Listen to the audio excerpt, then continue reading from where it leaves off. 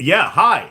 Hello, everybody. I mentioned this in my YouTube that I dropped last Thursday that Monday I was going to do my first live to do sort of my typical discussion. Like I said, I start like this first minute or so. If you're watching this on Instagram, if you're watching this on Twitter, X, whatever. If you're watching it on Blue Sky, this first minute or so is just me sort of describing the topics for today. And then after a minute, you'll need to go over to my YouTube channel at DrJasonJohnson, where I get in depth and can talk about things in different kinds of ways that I can't usually do if I'm on the air or sometimes podcasting, sometimes radio. That's what the YouTube channel is for. And there is a lot that I want to talk about today. But today is very special because for the first time, I'm going to try live. I'm going to try live. I'm going to try and answer some of your questions. If the questions pop up at the bottom of the screen, there we go. Sorry about that. So when the questions pop up at the bottom of the screen, I'm going to do my best to answer them when they show up. Um, okay, there we go. We weren't trying to do the green screen background, but we're trying to get this set. There we go. Okay. Cancel. There we go. All right. Whatever. We're gonna get this whole thing fixed and technical and everything else like that. Trying to make the world as healthy and reasonable as possible. So there's a couple things I want to talk about. And hello to all of you guys right now. There we go. Gotcha. Got the background finally fixed. So those of you who want to do comments, as soon as I see them on the screen, I'll try and answer them to the best of my ability. But for the most part, I'm going to talk like I usually do. And if I don't get to your question at this particular time, then I will make sure I get to it next time. So three things, because I'm always talking about three things. And today, today it's kind of different. I'll be honest with you. Not just because of what's happening in the news, but actually something that's happening with me, which I'm going to actually start with because I don't usually do this, but this is kind of the purpose and value of having a live. Um, I had somebody, I found out somebody in my life passed today, and anyone who's ever seen my writing or when I'm on the air, whatever else it is, I almost never talk about anything. Who is my favorite Green Lantern and Rye? I will get to that question. I'll get to that question quickly. I will say this. I found out somebody in my life passed today. Hey, from Texas. That's Kim Taylor. Hey, Leslie Young. Um, and it has put me in a mindset of remembering. And I want to start with this, no matter what we talk about politically. We only have one life to live, regardless of what your particular religious beliefs are or how you view the world or anything else like that. You get one life. You get one opportunity to circle this globe as many times as you get. And so I don't care what you do. I don't care, believe it or not, what your politics are. If you have a chance to go out and make somebody else's day better, if you have a chance to tell somebody that you care about them, you love them, just do it today. That's just going to be my first note today. Like I said, I just found out somebody I knew passed away, and it was hard for me to decide to do this live today and talk about politics when I'm going through that. But sometimes I think sometimes we have to break through the noise. Sometimes we have to break through the noise and talk about things that are actually happening in our lives. So I'll start with the first question. Black Rampage, love what you do, man. Keep it up. Hey, Black Rampage, I appreciate it. And I used to love the game Rampage. That was one of my favorite video games when I was a kid. I see condolences. Thank you so much, Joy. Hey, from Trinidad and Tobago. Thank you for your loss. Thank you, Curtis B. Like it was, yeah, it was one of those things where you're just like, oh, wait, wow, this person passed. Like, when you're just hearing about it now. But somebody asked me what's my favorite Green Lantern. So you can probably see it in the background, and I'll pull it out here. My favorite Green Lantern is John Stewart, right? The black one, because that's the one I appreciate the most. But also, I like that Green Lantern the most because he has the most interesting background. I mean, Hal Jordan, if you're not much of a comic guy, Hal Jordan's the white guy that was in the Ryan Reynolds movie. And basically, he's just like a jerk and a test pilot who sleeps around with a bunch of different people and gets this magical ring because he's fearless. That's way less interesting to me. Way less interesting to me than John Stewart, who was somebody who is a former military person, an architect, had a whole vision of how he wanted to live his life. So that's why. And also, as anybody's probably ever noticed, if you ever see me on the air or any backgrounds, Siobhan Hatchet, hey Siobhan, good to see you. Is that when I have Funkos or anything or video games or anything in my background, any sort of art or whatever it is in my background, it is almost universally black pop culture figures. I don't have pictures of non-black people on my walls. I'm gonna just be honest. No matter what home I'm in or what the circumstances are, the artwork I have is always by black, if not African American, then African Caribbean artists. And the artwork or pop culture figures I have are always people of color. That's important to me. It's meaningful to me. I like that kind of energy in my home. Not everybody has to roll like that. That's just how I happen to roll. So thank you. Thank you for that first question. Danny Tuck says, hi. I hope I'm pronouncing that properly one way or another. So as I'm waiting for more questions, this is the next thing I was going to talk about. Like I said, the first subject, I just honestly wanted to put that out there because of what I've experienced. But the second thing is this. So it's interesting. Last weekend, do you know KH fallout over Nina Turner? Did you and Kamala Harris fall out over Nina Turner? I'm assuming that's what Stacey Washington's question. Did you and Kamala Harris fall out over Nina Turner? No. But I appreciate you asking that question. Like I said, the whole purpose question, I'm going to answer stuff as honestly as I can. I actually know Nina Turner. We're not friends, but like I knew Nina Turner for years. I used to live in Cleveland. And so as she moved, she was honestly one of the most prominent. I think she was a state senator in Cleveland when I was there. We had worked together a couple times. There's like pictures of us at NABJ and different kinds of conferences. I always actually got along pretty well with Nina Turner. I'd say a rift professionally occurred. Not the VP, the other KH.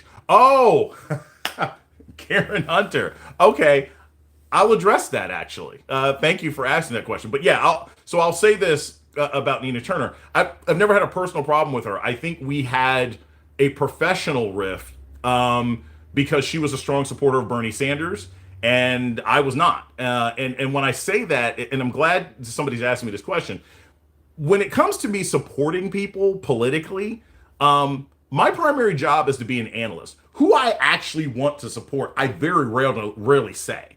But what I will talk about is, look, whether or not I think what this person is doing strategically makes sense, or whether what this person is doing is actually going to be helpful to black or brown people. That tends to be what my primary concern is. So, I'll say, yeah, I voted for Joe Biden in 2020 because the alternative was an autocrat, Donald Trump, who's, a wannabe fascist, right? But if you asked me during the 2020 primary who I thought the best candidates were, it wasn't always going to be Joe Biden. So that's what that was about.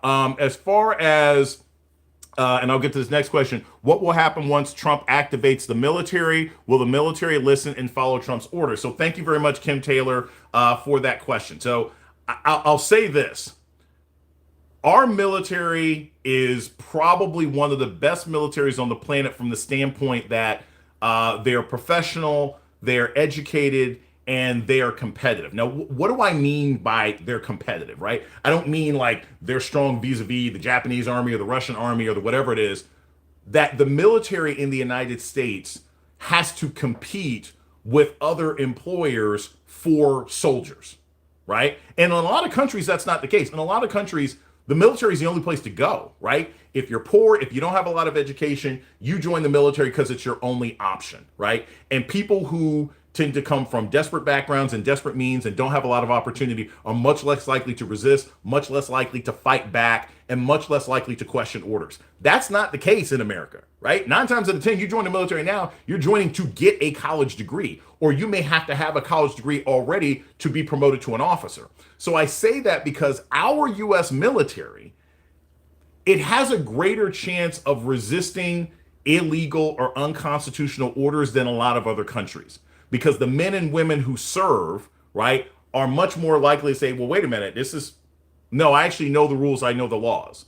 I chose this profession because I have this particular belief system. I didn't join the military just because I had no other options. The other thing is, and just got a question by Ultimate Sports Talk Prediction, Indiana or OKC. I will get to that right after I finish this about the military. Thank you guys so much. I'm loving all these questions. They're great. I will say this also. I don't think that Trump has much respect within the military. So I'm not going to get into sort of full authoritarian talk, but but I don't know that he has the power to just command the generals the way some other people do and have them follow him. I don't know that that's the case right now. We'll end up finding out long term. So Ultimate Sports Talk just asked me prediction: Indiana or OKC. Thank you for this, because this is something I've been thinking about talking about today when I have my initial 3 topics. I'm going to sort of split in as I'm doing this Q&A with you guys. I can't stand Tyrese Halliburton. I don't like the Pacers at all. I think Tyrese Halliburton is corny. I think that he is emblematic of the corniness problem that we have in the NBA today. You have too many players who, it's not about skill. I love these guys. They're all great players. But these players now, it's the reason why the WNBA has gotten so popular in women's basketball. Because men's basketball, people have been finding these athletes, right? They get them when they're like 13, 14 years old, and somebody comes up to them and says, you're going to be a star. You're going to be this, but you can't say this. You can't say that. We want you to get the contract with Aquafina. We want you to get the sneaker deal. These guys stop being real. They stop being interesting. They stop being entertaining, right? They stop saying anything that might offend anyone. They stop being aggressively competitive, because the goal is to make sure that you are marketable as much as it is to actually win. That's why I like guys like Anthony Edwards. Anthony Edwards ain't a perfect human being, but my basic standard with professional athletes is like, look, as long as you're not breaking the law and like abusing people and assaulting people and stuff like that, I don't care if you're a jerk. I'm not trying to be your friend. I'm trying to be entertained by you. So I don't like the Pacers. Their lead player is the corniest of the corny. Everything that comes out of his mouth is I mean, heck, apparently his dad named him after Tyrese. Look, I like Tyrese as much as the next person, but it shows what a phony he is. Like, I'm sorry, sweet lady. That's the best thing you can have in some Fast and Furious movies. Like, and when Tyrese Halliburton went and did the choking thing, it's like you have one of the greatest shots in your career, and the only thing you can do is copy Reggie Miller from 25 years ago before you were born. Garbage, nonsense. So my prediction is a gentleman's sweep. I think the Oklahoma City Thunder are going to win. I think they're probably going to win in about 5 games. I think the Pacers will probably never make it back to the NBA Finals, certainly not with this construction and this roster. And I think the Oklahoma City Thunder, as much as I don't like them, and I don't like them, and I don't want them to win either, because they have a MAGA owner who stole that team from the Seattle Supersonics. Unfortunately, I think that's how it's going to work. That's my prediction right now. The second topic that I want to talk about very quickly, and again, keep it up with the questions. I'm enjoying these. I'm enjoying the diversity of the questions. Like I said, you can ask me anything personally, professionally, or anything else like that. I'm an open book, certainly today. So the second thing is, there was a big speaking opportunity for a lot of Democrats down in South Carolina last weekend. James Clyburn throws like fish fries and events and parties. And it's very important to look at the names who went. It was Tim Walz, right, who was Kamala Harris's vice president. And then you had Wes Moore, who was a Democratic governor of Maryland. And then you had Andy Beshear, who was down there doing some work too. And he's the Democratic governor of Kentucky. And he was one of the front runners to be Kamala Harris's vice president, right? Here's the thing. I think it's great that you've got Democrats going down there and sort of doing, Mr. W asked where I'm getting the great tea. So I'll get to that right after I finish this question. So I will say this. I think it's great that these Democrats are going down there, but I think they're missing the boat. I think that by 2028, and I don't like talking about future elections because I think it's too soon. We're fighting autocracy. We may not have functional elections by 2026, let alone 2028. I think the idea of going down and giving a speech right now is not what Democratic voters or independent voters want to see. They want to see you getting stuff done in your state. Going down and kissing the butt of an important member of Congress 4 years out ain't doing nothing for nobody. Okay, so you give a speech. So maybe some fundraisers want to give you cash. That's not a motivator anymore. And so the substance of their speeches, I mean, all right, Tim's speech was great and whatever, that ain't moving people. If I was in a position to advise a lot of Democrats, I would tell them your best bet, your best campaign is to get online, talk to people, communicate about what you're doing in your state, and make that of value, right? Because going and giving speeches ain't doing it no more.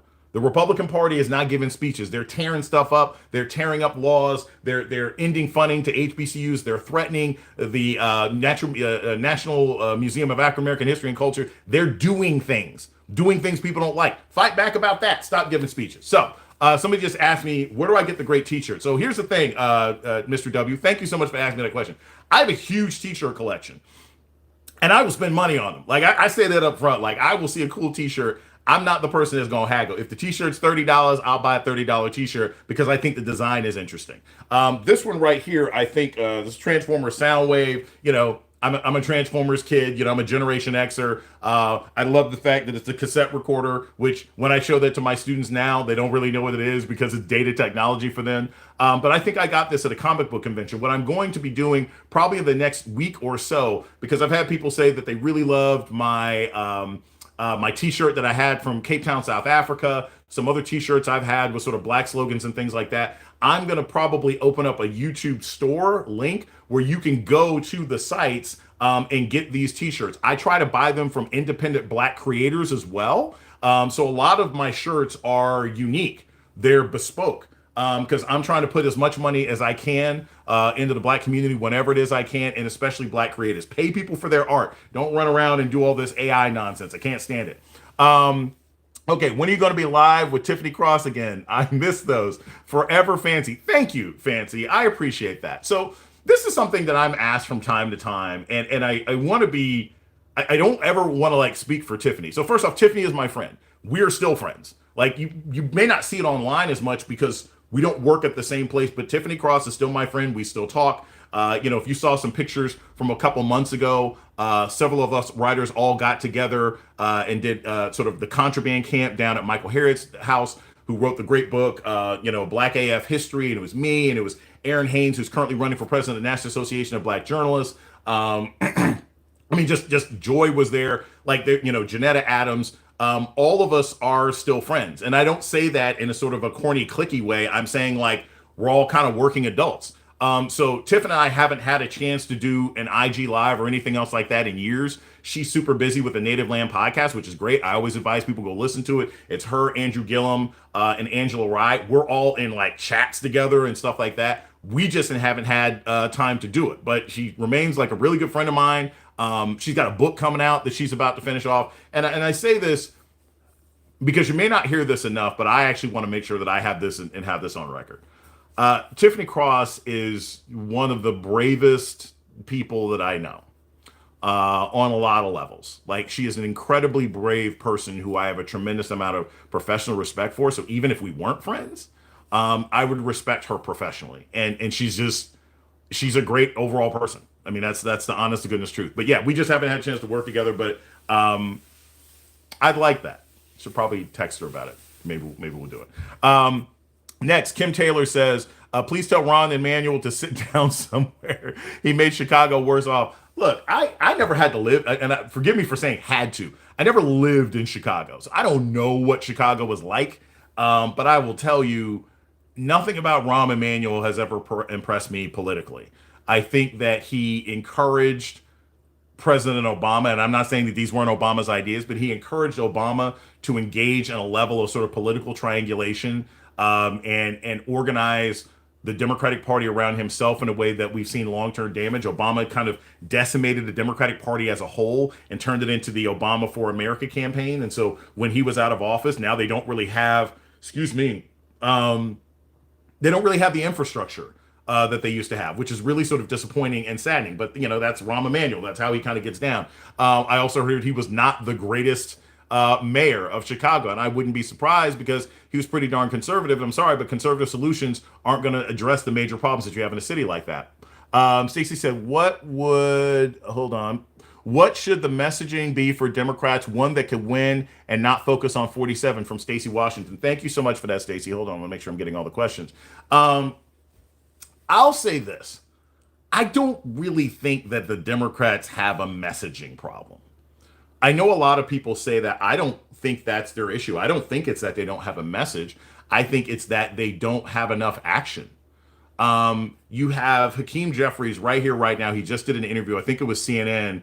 And they were like, hey, you have, Ross Baraka, you have members of Congress getting arrested, checking ICE facilities. What are you going to do about that? And he said, they're not going to dictate how we respond. We'll respond repeatedly. And if it's a universal rule in all politics, if you explain and you're losing, I don't want to hear explanations.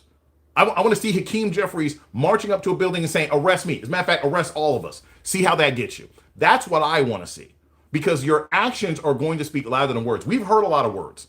The Democratic Party has nothing but words. lately. You are facing an autocratic regime that is intimidating judges and taking American citizens and throwing them into prison camps in other countries, and all we get is strongly worded letters. I'm sick of it. I am absolutely sick of it. And just so anyone who has any doubts knows this about me, look, I'm not a Democrat. I'm not a Republican. I vote in different kinds of primaries, but the Democratic Party in our current structure is the only avenue that we really have in the structure of government to fight back against this administration. I'm not saying there aren't other things we can do, but I support the Democrats because they are the opposition to Donald Trump. But that's not the same thing as me thinking that they're doing a good idea, because I actually think most of what they're doing is crap. Okay, I've got about 2 minutes left because, like I said, my live, all these questions are great. My live is running much longer than I thought it was going to. Let's see here. Just a quick question from Ultimate Sports Talk. Would rather have seen Cleveland versus OKC, but the Cavs thought they had to show up to win. Look, I got a really good friend who was a Cavs fan who was very, very disappointed. Look, the Cavs are cursed by their ownership. I don't think they make another finals unless LeBron is 14 years younger and suddenly comes back and plays for them. They did have injuries, though. That was a big part of it. Strongly worded letters, exactly. That doesn't really work for me. Facts about my Cavs. I mean, like I said, I had wished them the best. I certainly would have preferred the Cleveland Cavaliers to that nonsense cornball team that we've got with the Indiana Pacers, but I would have preferred Anthony Edwards and the Minnesota Timberwolves to make it, instead of getting there with the MAGA team who's not going to have an American. And this, I'm sorry, I'm going to say this. Maybe this sounds really nationalist or elitist. Basketball is one of the few sports that was invented entirely in the United States. And I like the narrative that we're still the best at it. And I think the last couple of years, there's been a lot of conversation in sports that we're losing our recipes, you know, as I think it was who said that? It's like losing recipes. I think it was Michael Irvin said that, you know, this idea that the best basketball players in the NBA now are not born in the United States. That bothers me as a fan. I want the best players to be from the United States. So I'm not particularly happy about this. All right, I got time for like 2 more questions. Thank you guys. This has been awesome. I will be doing this again probably next Monday, but I got about time for 2 more questions. Curtis B, which black superhero would you most like to see represented on film next if you had a say? That is a really good question, Curtis. So there's gonna be a Green Lantern John Stewart on HBO this fall. And so I want to see how that looks, right? Because I think it's more about the presentation than the character. You can have the greatest character in the world, but the show is written wrong. Like, I like Firestorm. Jason Rush, the Black Firestorm, I really like that character. But Legends of Tomorrow on the CW, I didn't really like that show. I didn't like how he was depicted. So if you were telling me purely for the character and written in any shape, way, or form that I like, I've always liked this idea that Christopher Priest talked about with the Bronze Tiger and Vixen, who were in a relationship. They're both DC characters, as this sort of Mr. and Mrs. Smith spy team, right? Black superheroes who compete spy missions all over the planet, who are actively in love and together and everything. That would be cool. I would definitely want to see that. And then second, I actually think a Static Shock movie would be good if you got a young, like a CJ Siler. It's got to be like a young high school, college age kind of person who could really bring some passion to it. Okay, last question. May Denise. Well, Ant-Man's team wouldn't have made it if Chef Curry didn't get the hamstring issue. You are right. I can't lie. Anthony Edwards does not make it. The Timberwolves don't make it. Look, I didn't think the Timberwolves were going to end up beating the Lakers. I thought that Luka and LeBron, I tell people this all the time. The NBA isn't fixed, because the NBA definitely would have had a finals of Luka and LeBron Lakers versus Jason Tatum Celtics, and now neither one of those teams made it out of the first or second round. But yes, if Steph Curry had not been hurt, I think you had the Golden State Warriors against OKC. OKC still wins, but Steph would have definitely won that series. And last question, what do you think of the future of DEI is? This is from Ultimate Sports Talk. Seeing a lot of DEI teams being let go now. Is DEI dead? That is a really good question. And I got to tell you, I had a lot of friends out of work. And this is another thing, like I said, that I like doing these Q&As because I can just be honest about some things. I have friends who are out of work right now at various industries because they worked in DEI. Because they ran diversity divisions, because they ran outreach programs to social networks and groups, all of which were always profitable and beneficial. And a lot of these DEI programs were sort of like, hey, engineering company, why don't you go to North Carolina Central? Why don't you go to North Carolina A&T and recruit instead of always going to MIT? That's what a lot of DEI was. I I don't know what the future of it is going to be because I think it's going to be a company by company decision. But I think what's most likely to happen, frankly, is that people are going to be choosing companies to work for based on those kinds of policies. If I have an option of being in a company that still respects black and brown people or queer people, here we are in Pride Month, like if I'm going to a company and they don't want to celebrate Black History Month and they don't want to celebrate Women's History Month and they don't let people celebrate Pride Month, if they say these things are bad or they tell us to take down signs, I ain't working for that company. If I have a choice, why do I want to work in a hostile work environment? We can celebrate Christmas. We can celebrate Thanksgiving. Why can't you celebrate holidays? So that's what I think is going to happen to DEI. I think DEI is going to be almost like remote work. It's going to be one of those things that progressive companies are offering because the most talented employees who have options are going to want it there, and the companies that don't offer it are going to end up suffering. So anyway, the third thing I was going to talk about was basketball. We've gotten to a lot of that. Thank you all so much for joining me on my first live stream on YouTube. Like I said, I try and drop these every 3 or 4 days. Please like, subscribe, and share. Bring a friend next time. Like I said, I'll announce later on this week. I'll probably do another live next Monday. I want to thank you all. So I cannot express this enough. We're in an environment right now where our voices and voices of truth are being shut down. Y'all know what I'm talking about, are being shut down. So it means a lot to me. And it's why you always hear me drop names of other journalists who I respect. Aaron Haynes, Michael Harriot, Mark Lamont Hill, Bakari Sellers, Joy Reid. You will always hear me promote other people out there who I think are truth tellers, who I think are quality, who I think are worth subscribing and following. So thank you so much for supporting my work. Thank you for having this channel grow. It's like I said, we got 1 million views in our first 2 weeks and we're getting more subscriptions every day. Please bring your friends, family, subscribe, share. I will see you guys next week. Thank you so much. I'm hitting the like button. Leslie Young, thanks for doing this. See you next time. Appreciate you guys. Bye-bye.